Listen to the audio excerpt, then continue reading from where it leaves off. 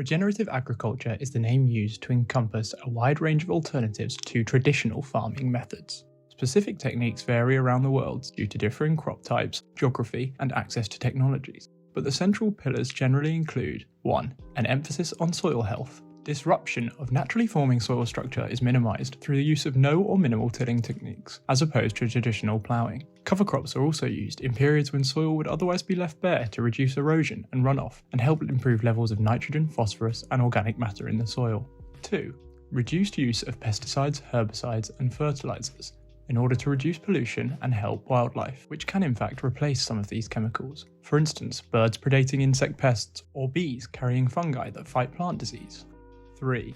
Varying land use. Through crop rotation, mixing arable and pastoral, and blurring the edges of farmland and wilderness, for instance by farming wooded areas, the overexertion caused by large-scale, intensely and industrially farmed monocrops can be alleviated. Regenerative agriculture promises many benefits. In 10 to 20 years, carbon sequestered in the soil can increase up to 8 times, which implies that converting a third of UK farmland to regenerative agriculture could allow us to have net zero emissions by 2030. Improved resilience to the effects of climate change is also seen, and whilst crop yields may decrease, the cost savings made on machinery, labour, fertiliser and pesticides can lead to increased profit margins.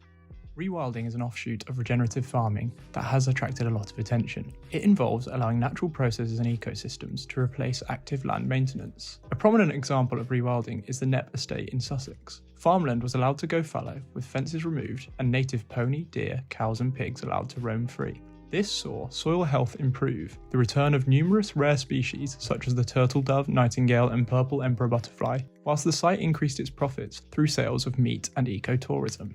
Whilst perhaps not falling under the umbrella of regenerative agriculture, vertical farming and hydroponics are offered as other methods of reaching adequate levels of food production without the drawbacks of traditional methods. These methods grow crops under laboratory conditions and allow for higher crop yields in smaller areas. The future of farming is not yet certain. However, it is likely that regenerative agriculture, rewilding, and vertical farming will have roles to play in reaching a sufficient and sustainable system of food production.